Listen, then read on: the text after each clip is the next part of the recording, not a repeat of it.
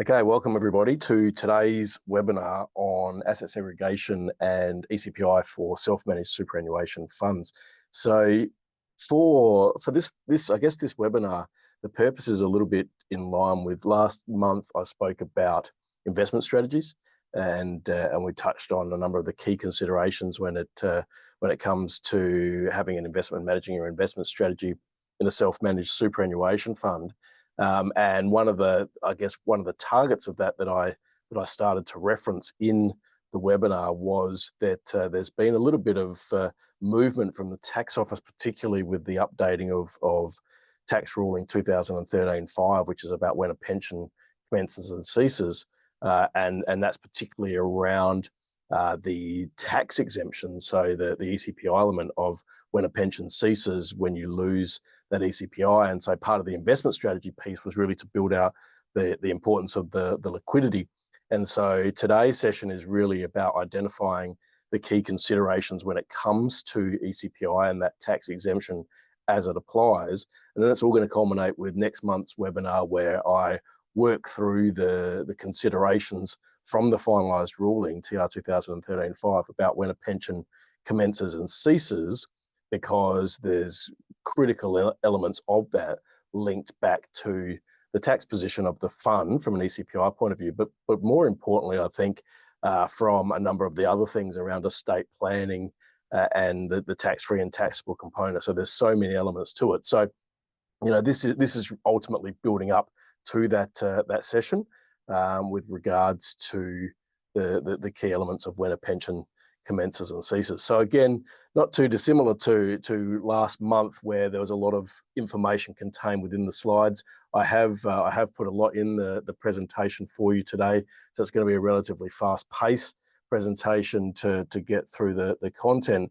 But again, it's really just about having that information available to you to be able to understand the key issues around exempt current pension income and ultimately what segregation means from an SMSF point of view, because it does mean a couple of things. And so whilst 90% of today's webinar is going to be on the tax element of segregation, I'm going to start off by talking about the investment side of segregation and the SIS element and the SIS capacity subject to, say, a fund's investment strategy to be able to segregate for investment purposes rather than taxation purposes. So yeah, there's a bit for us to get through. So let's start to jump through it and work through some of the scenarios and examples that I've got, and some of the key issues, I guess, that we want to try and address with regards to where our funds and our clients are at. So as I stated, there are various forms of segregation. We've got our investment purposes, which is just segregation between members. So we'll touch on that to start with, as I said, and that's the sort of thing that I suspect in many instances is going to be driven by the membership status of the fund. So again, single member fund, it's not something that it's something to consider in that situation. Two member fund, most often than not, or more often than not, you're not going to get segregation from an investment purpose scenario occurring there. But once you expand membership out to broader family members, or indeed in a two member fund, we've got, say, siblings or something else, then you might look at the investment purpose. So that's one of the reasons why we would segregate. And then we've got our taxation purposes, which is where we can elect to segregate to determine specific assets are there to pay a pension.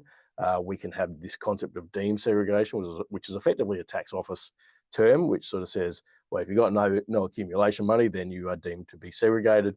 And that obviously determines whether you need actuarial certificates or not. And then you've got segregation, things such as your partial segregation and unsegregated, which we'll talk about today. So let's talk about segregation for investment purposes to start with, because this is where we've got one or more members of the fund. And as I said before, to me, this is generally where you've got multiple members in a fund maintaining assets from the other members. So it's not about the tax exemption. It's got nothing to do with whether the fund is paying 0% or 15% tax on the investments. It's all about effectively a member choice, and that member choice should be reflected in the investment strategy we spoke about last month.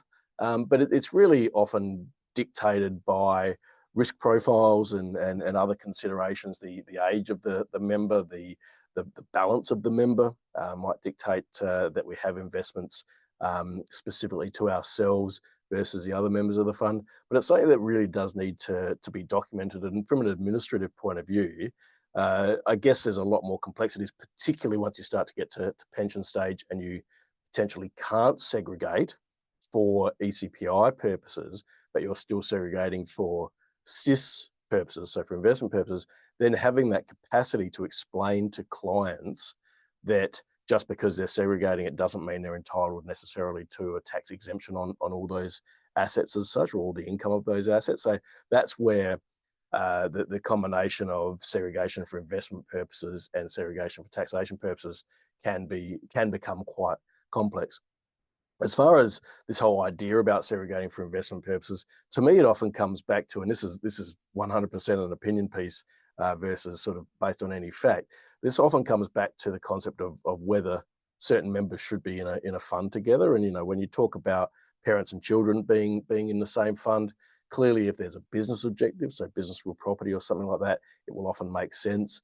But just for the sake of saving fees and other things, I've often looked at those sorts of funds and gone, well, when you've got completely different risk profiles, is it actually more cost effective to have one fund or to have separate self-managed funds, or indeed have those members not be in the self-managed environment altogether? So, there's a number of considerations I think that people need to work through to determine whether or not they should be in self-managed with separate investment pools, or whether they should be in separate funds, or whether they shouldn't be in self-managed super funds together. Because arguably what I've always found where there's been segregation for investment purposes is you have, more often than not, you'll have one trustee who may be in pension phase, the other one in accumulation, and then there's that whole, well, the tax liability, because the tax liability is a liability of the fund, money comes out of one particular bank account, and then you're always trying to chase your tail by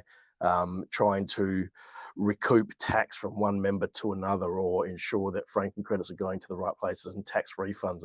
And it can be complex, and things like fees as well can create certain elements of complexity. So, whilst the SIS Act and the fund's investment strategy can provide for investment for, or segregations for an investment purpose, I think it's really part of that whole process of identifying whether the self-managed super fund and whether a single self-managed super fund is right for all the parties that are looking to join that particular fund. So, it is one of those key issues. So I'm not going to spend a lot more time on talking about that, other than to, I guess, just put it in a picture for you and say, okay, in this situation, you got Bob and you got June, and this is Bob's assets, and some of his are in pension and some of them are in accumulation.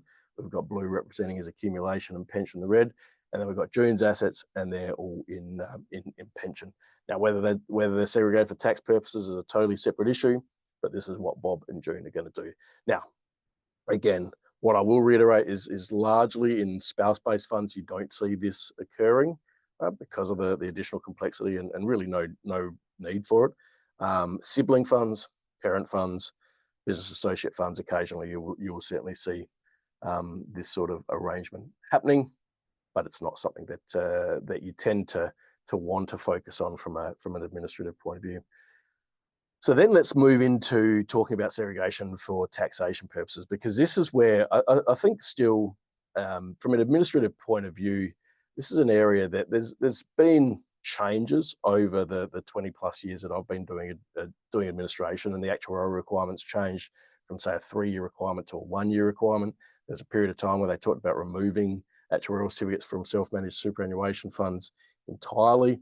That obviously didn't progress, but we've got a situation where when super reform came in 2017, and we had the introduction of the transfer balance cap, that certainly introduced a whole heap of changes around the taxation and segregation for tax purposes and the ECPI calculation. It introduced us to some new terms, which I'll go through today as well. But what it did was it introduced some rules which were ultimately, how do I say it, anti the way that the industry operated at the time. So I don't think they were deliberately anti-industry operational, but they ultimately were. And so we've then subsequently seen some more changes from 21, 22 However, what we know is that now it's actually about choice. So we can still apply the rules and the logic that came in from 2017, but we've also now got the capacity in certain circumstances to utilize choice between which actuarial method we choose to use. And that's effectively a formal choice that the trustees make. And so from an administrative point of view, it's really a question that needs to be asked of trustees where they qualify for choice, if they're going to use choice, and if they're going to use choice, ensuring that they document it. So let's have a look at a couple of the basic considerations with regards to exempt current pension income before I sort of start to work and drill into some of these other considerations like deemed segregation and disregarded small fund assets. So one of the key issues around ECPI, and I guess from a tax deduction point of view, it is one of the best tax benefits that super system does provide. So we're talking about going from a 15% tax environment, which ultimately for most people is still not actually 15, but once you factor in other things, most people tend to pay between 7.5% to 10%. And ultimately what we're doing that is bringing that back down to a nil tax environment. So as we all know and can all appreciate, that's where often there's some criticism around super, is that there's a lot of wealth in super and they're not paying a lot of tax. And so what can we do to change that? It leads to such conversations as Div 296 and what that might mean. But again, that is tax on the individual, not tax on the income of the fund as such. And I think that's quite a distinction that people need to make there. It's not an additional, it's not paying tax on the earnings of the fund as such. So the fund is still taxed as a singular entity. It's tax applicable to the individual if it goes through, right? So it's a great tax opportunity, ECPI. And basically what it is the income from any pension assets or any asset supporting a pension, and that's a pension in the retirement phase, will be exempt from tax. So this is traditionally our account-based pension. So that was probably one of the most significant changes from 2017, is that a transition to retirement income stream is now considered to be, from a taxing point of view, in the accumulation phase. And so the income is not exempt from tax. But then once we satisfy nil cashing restriction conditions of release, we move into the retirement phase, and then we will be subject to the exempt current pension income deductions. And again, if we go back in history, ultimately all of our accumulation money, particularly in the period from 2007 to 2017, where we didn't have reasonable benefit limits, we had a situation where all money would move from accumulation to pension. So we'd ultimately have this concept that we're moving from a 15% tax environment to a 0% tax environment. Now we've got the transfer balance cap. So yes, we're still moving from a 15% environment to a 0%, but not always on the entirety of the fund. So it does result in a number of sort of strategic opportunities for us to look at, as far as timing of pension commencements, timing of sales of investments, the timing of income receipts and other things as well. One of the key issues is that once we understand and appreciate ECPI and get the calculations the way we want them, it's then super critical that we get our pension administration correct, which is why I'm talking the ECPI stuff today and why I'm moving into the pension commencements and the pension management scenarios in the next webinar in November.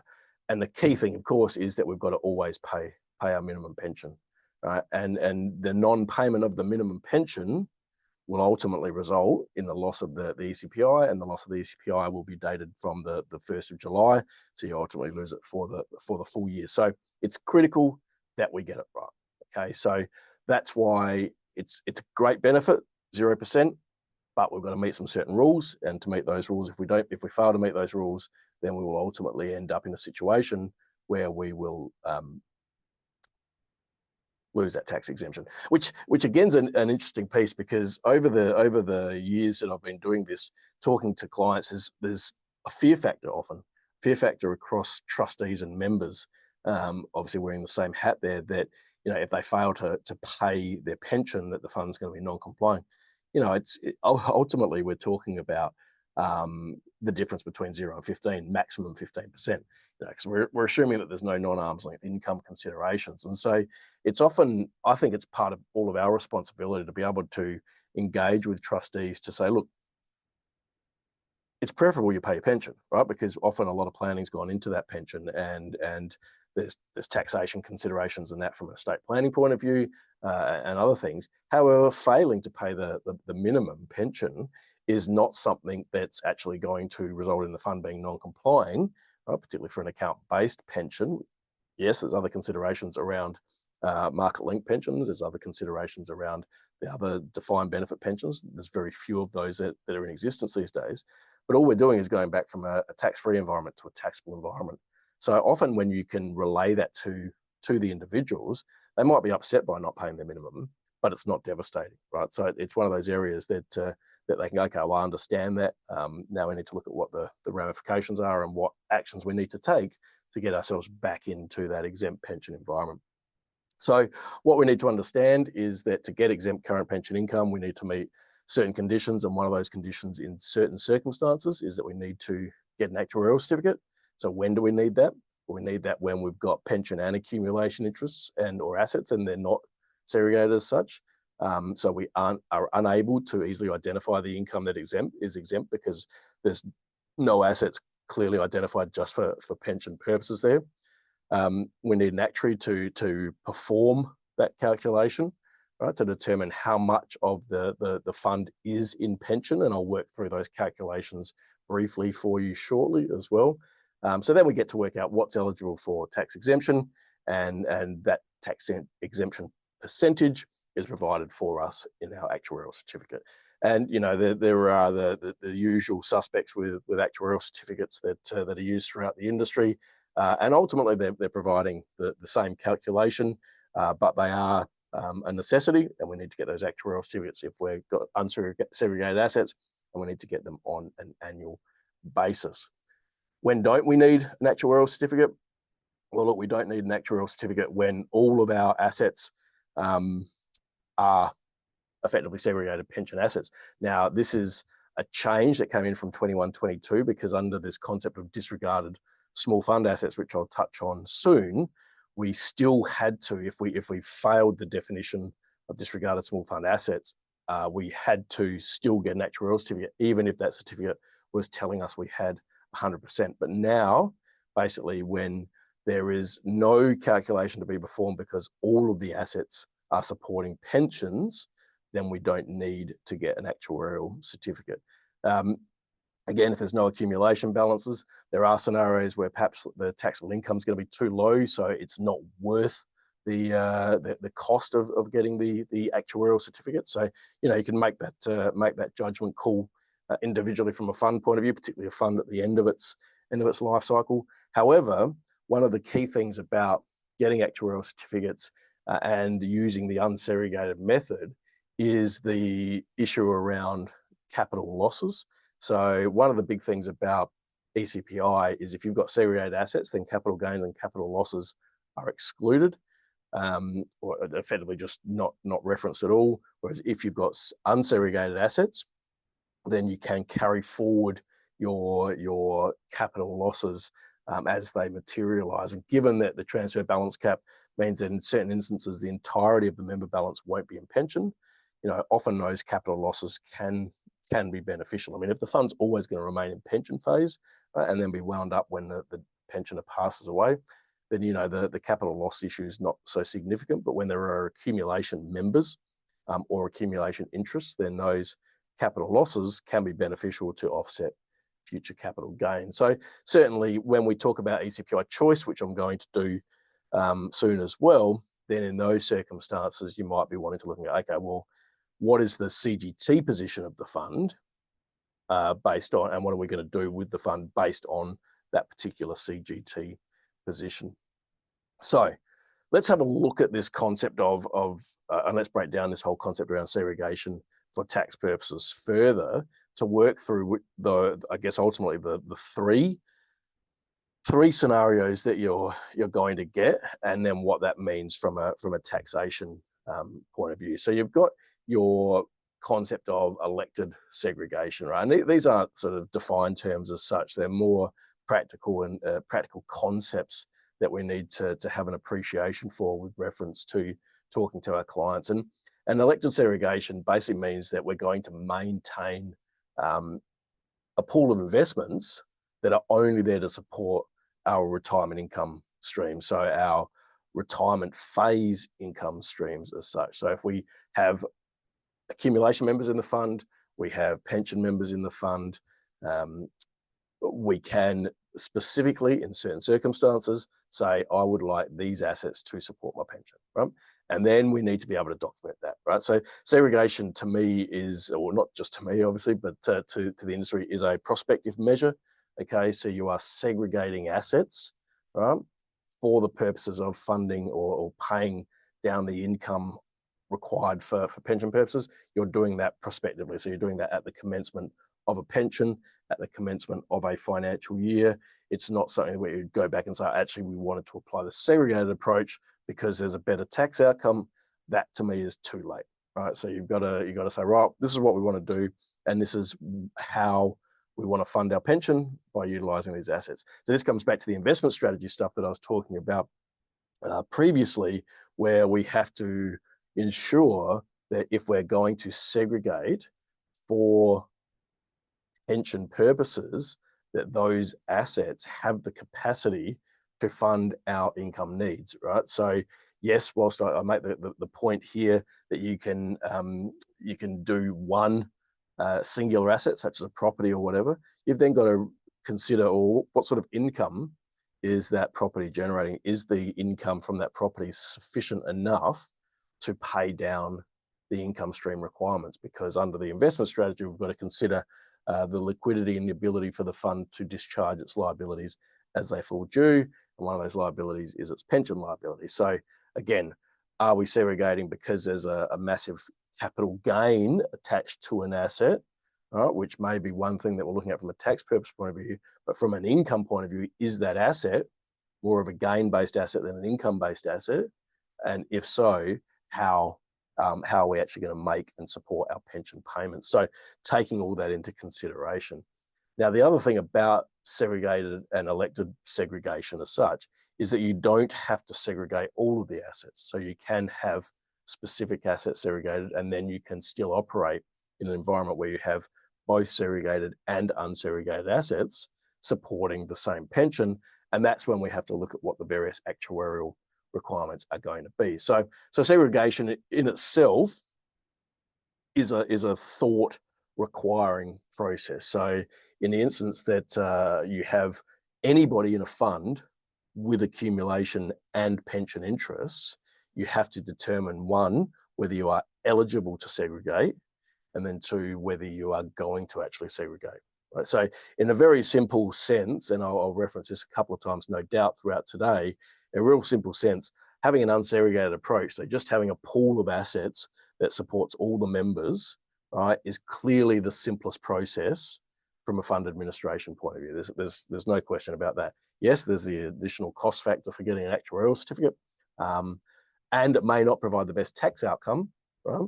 But it also might provide the best tax outcome. And I think that's the consideration that funds need to have, is what is going to be the best outcome by segregating or leaving these as pooled investments, right? And taking into consideration whether those tax outcomes are singular tax outcomes. So, what the tax office,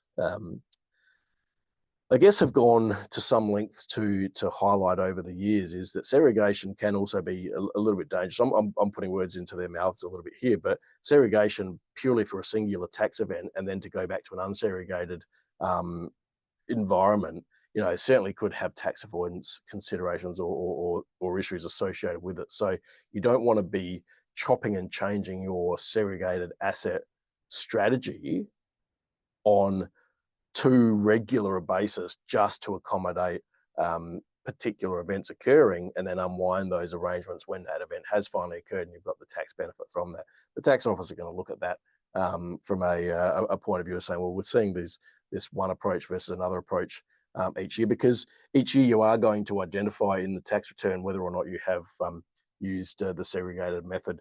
So you just need to be mindful of that. So here's an example, obviously, of Bernie and Birdie. You've got the non-pension accumulation assets, and then you've got their segregated pension assets. So anything from the accumulation assets is going to be fully taxable, and anything from the segregated assets is going to be exempt. and you're not going to need an actuarial certificate, right? So that's really simple in the sense that you don't need to do that end of year work, right? But you do need to do that that beginning of the year process and have those assets clearly identified and clearly documented, and ensuring that you've got the liquidity to meet the fund's requirements. Then you've got the situation here where you've got the pool of unsegregated assets. So we've got the dark blue representing the accumulation, and then we've got the red representing the pension, and you also have additional segregated pension assets. So again, in this situation, you would have a scenario where you have the segregated approach, and the income from those investments, it will always be exempt from tax, but then you also would have to apply the unsegregated approach for the pooling of investments. And this is how the rules worked before 2021-22 year. In this situation, you always had to effectively have an actuarial certificate for the unsegregated element, and you had to utilize the segregated approach for those segregated assets. So you didn't have any choice to apply an approach over an entire year. And I'll get onto that in a moment. So the actuarial certificate is required to support the unsegregated method in this approach. So that's effectively the three ways, and then you can break down that way into having just the blue and red as well. They're the three style of arrangements that you're going to have in the fund. And then when you take that further, you break it down, and segregation, as I said, is a choice, right? Until you get to a position of what they call deemed segregation, right? And in a deemed segregation situation, then you're going to utilize the segregated method and not require an actuarial certificate, right? And a deemed segregated period can be at least 1 day. So you take a scenario. We know, for example, that you can start a pension on the 1st of June and not have a minimum pension obligation. Well, if you've had all accumulation up until the 31st of May, then on the 1st of June, you put all of the benefit into pension, then that's going to be deemed segregated period for 30 days. And so based on it being a deemed segregated period, you're going to have 30 days of no actuarial requirement and no tax consideration on any earnings received in that period of time. And so that can be quite attractive, right? It can be quite attractive to go, okay, well, we're going to have significant income that is received during that period of time, right? And it'd be nice to have an exemption on the entirety of that income.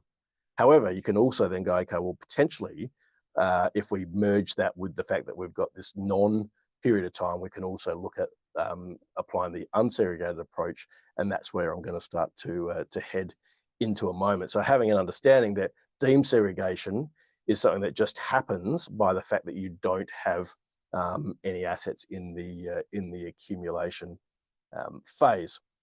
So again, just to reiterate that point, is about a lot of the conversation, particularly around ECPI, often comes back to CGT as such. And if you've got any CGT in a segregated environment, then it's going to be effectively tax exempt. So that is certainly a benefit. Otherwise, if we've got unsegregated assets, then we're going to go down the path of utilizing the actuarial certificate. So segregation by default, from an image point of view, looks like that, where all in accumulation then switches to pension on 1 day. Pension assets segregated from the accumulation, it's by time rather than by choice. And then earnings received prior to pension are fully taxable, and earnings received after the commencement are exempt using the segregated method. So they're your standard sort of approaches that you have, and you don't need an actuarial certificate, versus that unsegregated proportionate method where you've got a little bit in pension, a little bit in accumulation, then you need to get your tax exempt percentages. So, and then yeah, just again, a lot of this is just diagrams to sort of highlight the key points that I've been making before I start to go through the calculations and some of the anomalies with the calculations. You've then got the complexity linked in with this whole concept of when you've got a period where it's deemed segregated pension. So under the pre-2021 rules, right, in this situation for those DSPs, those deemed segregated periods that you've got in the financial year, then you wouldn't have an actuarial certificate for that, but you would then needed to get an actuarial certificate for those other periods of time. So you would exclude all of the income from those deemed segregated periods and only calculate it on the periods from the other sort of 3 shaded areas there. So that's quite complex scenario that you're dealing with in that sort of situation, and ultimately quite difficult to explain to trustees as well. And so what we look at from how the actuaries actually do their work is the actuaries, they go and they take the concept of the average value of the current pension liabilities, and then they divide it by the average value of the superannuation liabilities of the fund. So it's a daily weighted amount. And normally what you do when you're providing information to the actuaries is you're providing the timing of significant events. So if there's a large contribution going into the fund, then when that contribution is made is going to be significant. If there's a large pension payment, so an annual payment versus say monthly, then that can be significant as well. The current pension liabilities is ultimately our retirement phase value, and the superannuation liability is the entirety of the fund. So retirement phase, non-retirement phase, and any reserves that we might actually have in the fund. And when we do that calculation, then we exclude any of our segregated assets. And so what does that look like in sort of simple terms for the rest of us who are not actuaries and trying to work out what that actually means? It's the daily weighted average of our unsegregated retirement phase assets over the daily weighted average of the unsegregated total fund balance, right? So all the money sitting in the fund over that period of time. So what we actually want to do if we're going down this path is we want to look and say, okay, well, how do we want to maximize our tax exemption percentage? So our daily weighted average of the unsegregated retirement amount, that's our top number, our numerator, for all those that remember our primary school. I'm pretty sure that was primary school maths back when I did primary school many years ago. Now, over our denominator, the daily weighted averages of the total fund balance. So there are 2 things that we can do, right? We can maximize our retirement phase amount, or the opposite, we can minimize our denominator amount. So we can minimize how much is in the retirement phase. And so all of these sorts of things lead to, I guess, the key strategic pension planning opportunities. And a lot of this comes down to not just what we're doing with pension, but what we're doing with our accumulation interests. And, you know, if you're going to take lump sums, are you going to take them as a partial commutation from a pension account? Are you going to take them from an accumulation interest? An accumulation interest will minimize the denominator. A commutation will minimize the numerator, right? And so what is the impact going to be on the ECPI position of the fund? Now, what we then have to weigh up is, okay, what's more important to us, the ECPI of the fund or the tax-free taxable percentages of our various interests? Because if we're looking at things from an exclusive ECPI point of view, then our strategic opportunity is always going to be to minimize the denominator. But if we have got a lot of, like, we made downsize or we made other sorts of things into our accumulation interest, and we've got a significantly large taxed component in pension, then we might want to do partial commutations from our pension interest, and we might want to minimize that numerator for estate planning purposes versus ECPI purposes. And so, you know, what I guess I'm trying to get across from a messaging point of view is that we can't look at single transactions in isolation for a singular purpose. And it's almost like the investment restrictions of a super fund. We can't look at a transaction to see if it's in breach of the in-house asset requirements. We have to look at it to see if it's in breach of in-house assets, sole purpose test, potentially financial assistance, and other things. Same with when we're drawing down money from super. We're not only looking at it from a lump sum versus pension point of view, we're looking at it from a tax-free versus taxable. We're looking at it from a pension 1 versus pension 2, right? But we're also looking at it from an ECPI point of view as well. And we're also looking at it from a minimum versus maximum. You know, if we've got a TRIS versus an account-based pension, we don't want to go over the maximum of the TRIS and create problems for ourselves. So, you know, we can talk through things in real simplistic terms and appreciate that that we just transact and we just, you know, first in, first out, whatever, make sure we pay the minimum from each and then average between the others. don't take any money out of accumulation, take all money out of accumulation. We can have all those concepts, but I think with any situation, we should be looking at what's the best outcome for this particular superannuation fund. And so that's what we're trying to do. So when we do look at the whole thing, it is, this maximizing versus minimizing, and really identifying, how many days and how long have we got money in our retirement income phase versus in our superannuation retirement phase. And so when we look at it strategically, again, we go, right, are we better off making contributions at the start or the end of the year? Well, it depends what you're going to do with those contributions. If you're going to put those contributions into a pension and immediately start, then obviously the earlier, the better, because that's then going to maximize the numerator. But same with pensions. It's like, well, when do we want to draw down the pension payments? Well, if we want to draw down later in the year, then we're going to maximize the balance that we have sitting in that pension account, which means we're going to get a higher number. The flip side of that is, if we wait too long into the year and then something else happens and we fail to pay the minimum, then we lose the whole ECPI anyhow, and then we're basically back in accumulation with the entirety of the fund. So, to try and muck around with these numbers for the sake of a difference of 1 or 2%, is it worth losing the entirety of the percentage? And I think the short answer is pretty simple there. No, it's not. So paying more regular payments is certainly going to be beneficial in that set of circumstances. Not to suggest that people shouldn't be looking at annual versus monthly versus quarterly. Again, all fits in to the various elements of where the strategy is, and that's, I guess, a key part of my role, my objective with regards to running all these sorts of sessions, and any session that I tend to run. It's not to say what you should do or what you shouldn't do. Yes, I've got my opinions on things. It's to try and give you all the information, right? And go, wow, there's a lot of info that Tim's just sort of thrown at us, but take that information and then dissect it to work out what's going to be the best set of circumstances for our clients. And again, when we look at pensions next month, and reversionary versus non-reversionary is a classic scenario, isn't it?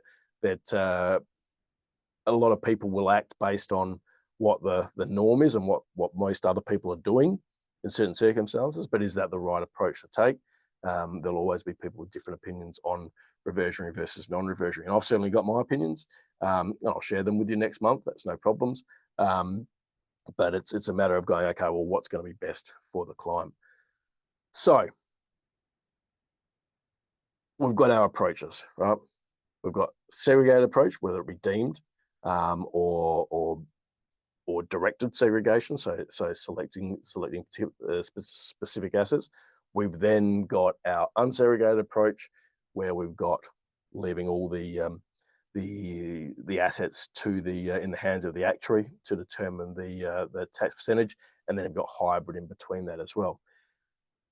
And prior to 1 July 2021, if we did that deemed segregated, so if we had a day where all the assets were in pension phase, right, then we would have to apply a segregated approach to those days and the unsegregated approach to the other days. And that in itself became problematic for reporting, because it was not something that the industry as such was used to.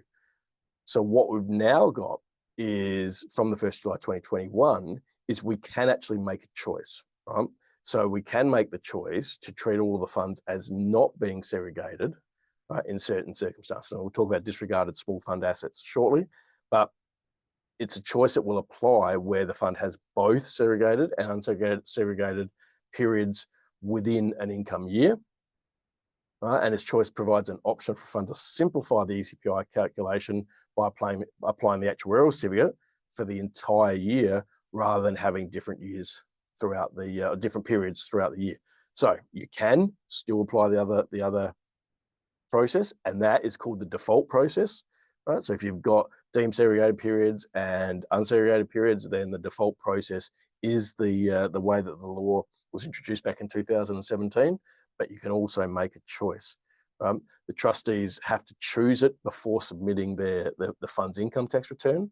It's not formal. You don't need to tell the ATO, but you do have to effectively acknowledge and accept it within the fund situation. So you do need to document this choice, right, and keep records of the choice so that you can justify the calculations that have been done within the fund, obviously to support the actuarial certificate. And as I said, if no choice is made, then that current law, the 2017 law, will be the default approach, and you'll need the actuarial certificate, which is broken down into the various periods. So if we let's look at this from an example point of view, and try and sort of build it out from that process point to see how this might impact a particular fund. So we've got Dean and Michelle, and they're members of the DM super fund.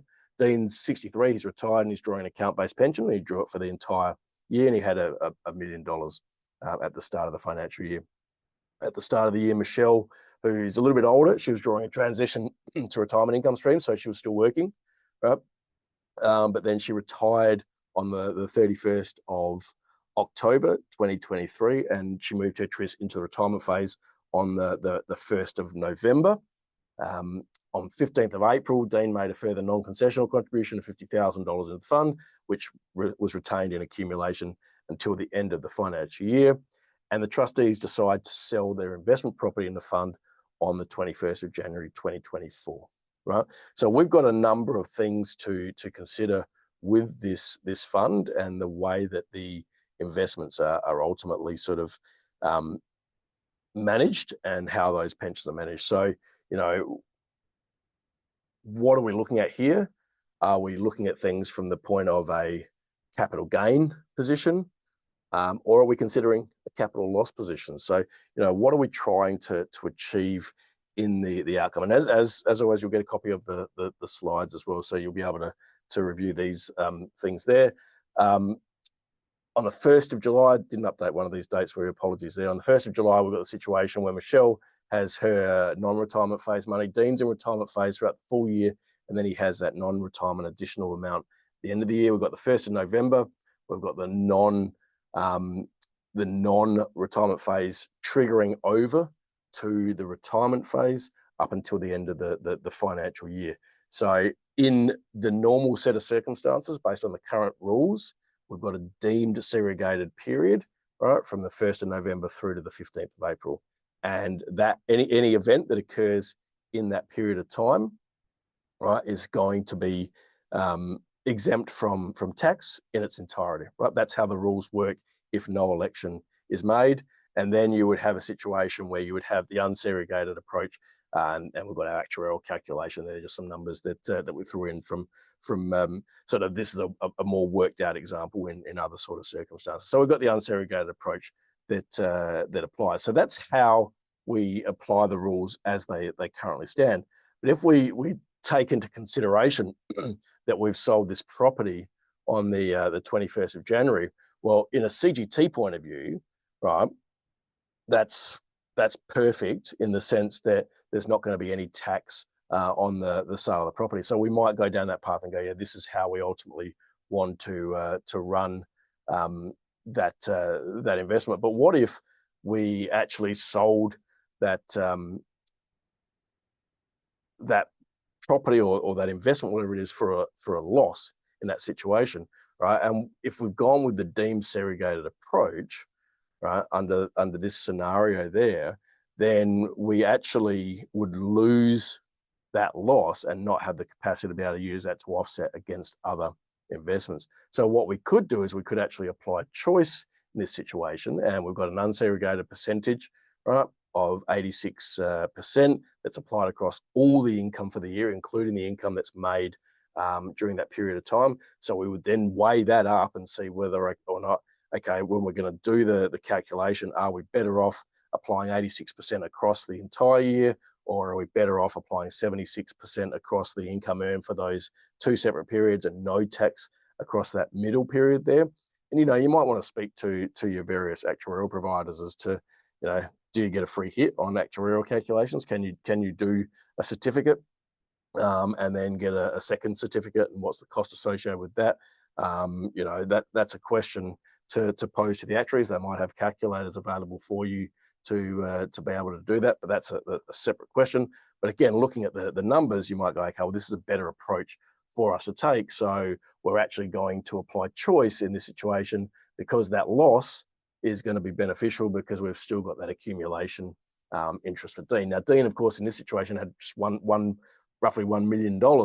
And so with his $1 million there, he hasn't got any transfer balance cap issue, theoretically. So he can probably put his $50,000 into a pension. But if he was over or his balance has got him to the point where he'd utilized his transfer balance cap, right, and he's just drawn down and his balance was now $1 million, but because he's under the general transfer balance cap now, he can make non-concessional contributions, then that money's always going to sit in the accumulation interest.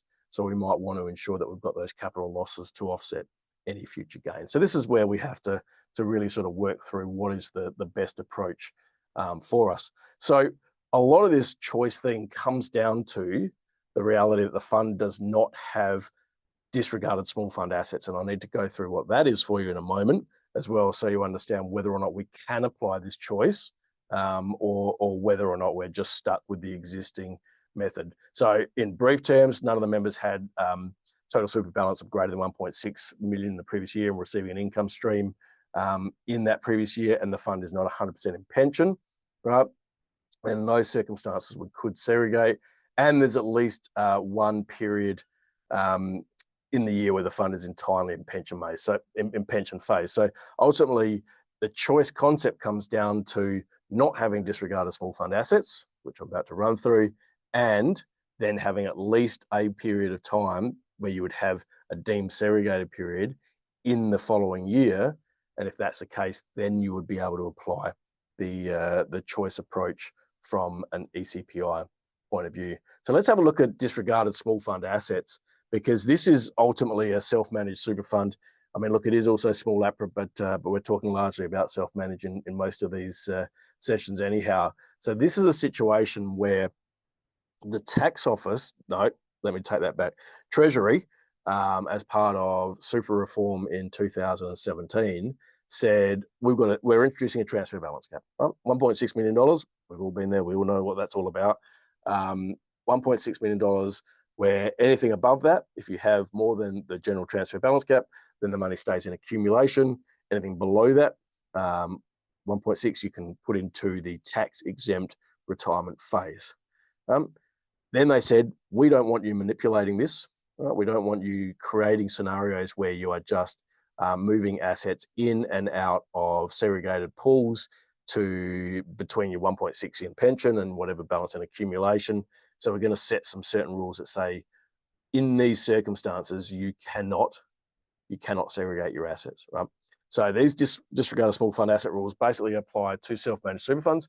And what we're looking at is whether the fund, right, have any members, right? So we go back to 30 June, any member with a total super balance of greater than $1.6 million. So this is an unindexed amount, right? So unlike everything else to do with the general transfer balance cap, this one stays at 1.6 million, which makes it complex. It's another one of those complexities where the pension value and the disregarded small fund asset value aren't going to match now that the general transfer balance cap is $1.9 million. That's another issue. So did the fund have any members with a total super balance greater than 1.6 at the previous 30 June, and were they receiving an income in that stream in that year, right? If no, right, then the fund can use segregated method. So what that's basically meaning is that in year one of the first pension in the fund, right, so we've got members with different age balances, age profiles, year one, you can always segregate, right? So even if you've got more than the 1.6 in there and you've got pension and accumulation, in year one, you can always segregate, because the first question is, what was the circumstances at the beginning of the year? So what was the circumstances in the previous year? If there's no pensions, right, in any fund, right, then you can segregate, right? If you did have a member, right, with greater than 1.6 and receive an income stream, was the fund entirely in pension in the current year? Right? If it's entirely in pension in the current year, then it doesn't matter if they're disregarded small fund assets, you can still use a segregated approach. But if your fund has pension and accumulation assets, right, then you cannot segregate. So you go back and say, right, was there more than 1.6 in the previous year? Was that person in receipt of a pension in that year? Are they still in a receipt of a pension this year?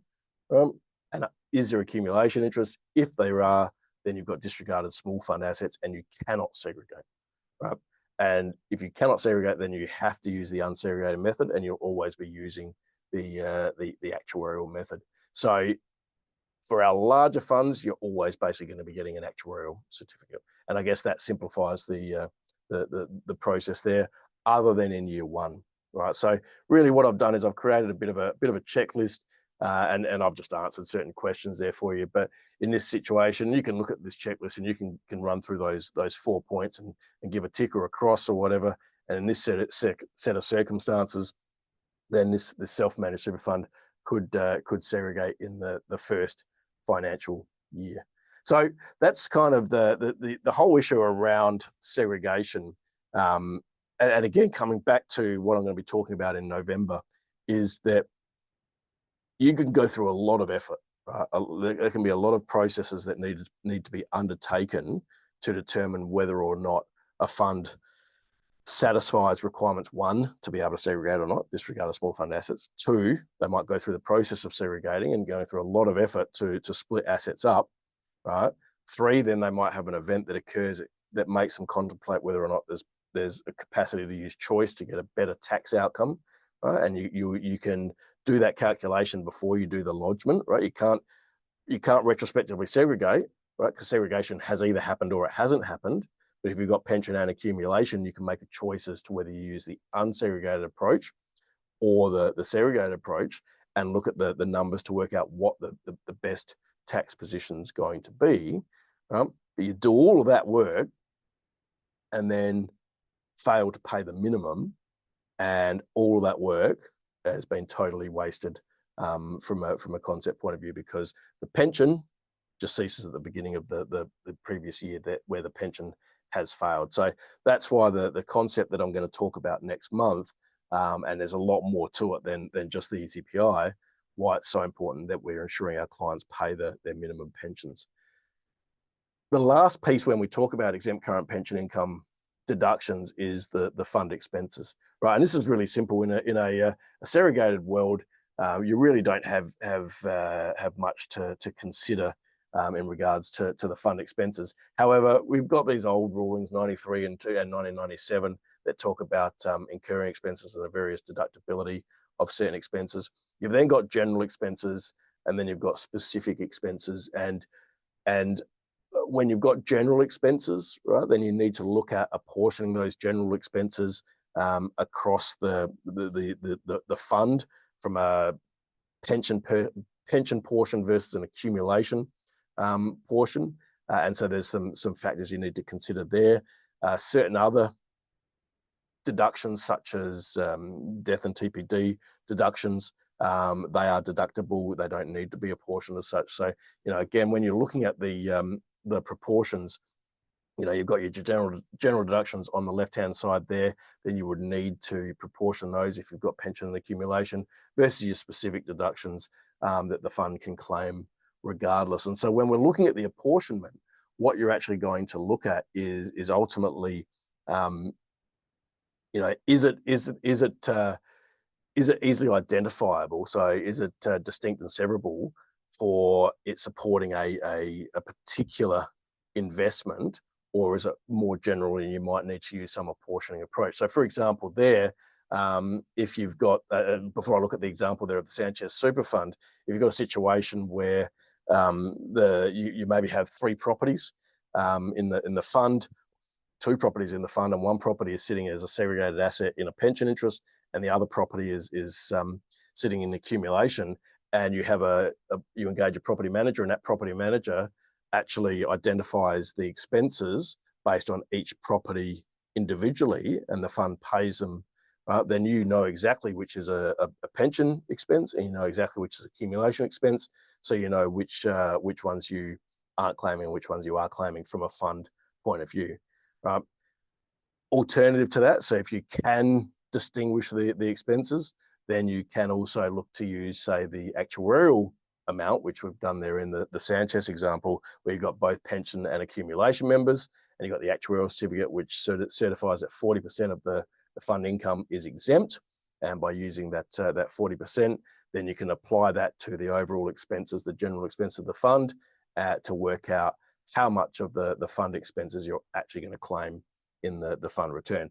So again, the beauty of segregated from a tax return point of view is it's really simple. And I mean, a number of you that would do tax returns, you would see this, where you click on the basic page 1 of the tax return, which says, do you have segregated, like, is all the asset income segregated? Yes, then it pretty much takes you down to the sign here page. There's very little, well, obviously you've got to add your member details and your asset details, but from an income tax point of view, there's no further consideration. It's a pretty simple sort of approach. So segregated investments and even ECPIs and things like that, they don't work too well when you've got, say, carry forward tax losses and obviously your capital losses. But certainly from a tax simplification point of view, segregated method is pretty simple there. So if you've then got deemed segregated periods, then that's where deductibility of assets can become a little bit more complex, in the sense that you've got to try and you can only apply the expense proportioning across the period where you're not applying the deemed segregation period. So you need to know what your tax exemption percentage is. You need to know what your deemed segregated income is and your unsegregated income is. So in this instance, we've got our percentage of 53%. We then work out our total exempt income, which is our $20,000 here, which is a deemed period, and then 53% of the 10,000 gives us 25, which is 85% of the total income, or 84.5% of the total income. So then if we reverse engineer this, right, we say, okay, well, then it means 15% of the total income is deductible. So then if we're using the proportionate method for the whole year, it would create a certain situation or a certain outcome, versus if we're using the segregated and unsegregated over different times. So when you work through this number, if you've got $6,000 worth of expenses using the segregated method, then 930 of the expenses would be deductible. Using the unsegregated method, then 1,600 of the expenses would be deductible. Now, again, how much is that going to impact the fund's tax position? If we're talking about a $1,600 deduction versus a $900 deduction, it's fairly marginal. It's probably not worth the effort from a segregated or unsegregated approach. But for larger funds, it's clearly going to have its benefits. But it's just about understanding how the process actually works. So, as I said, it was quick fire today, really just to provide a lot of the information, have it at your fingertips for your clients to be able to make those choices each year if they don't have disregarded small fund assets.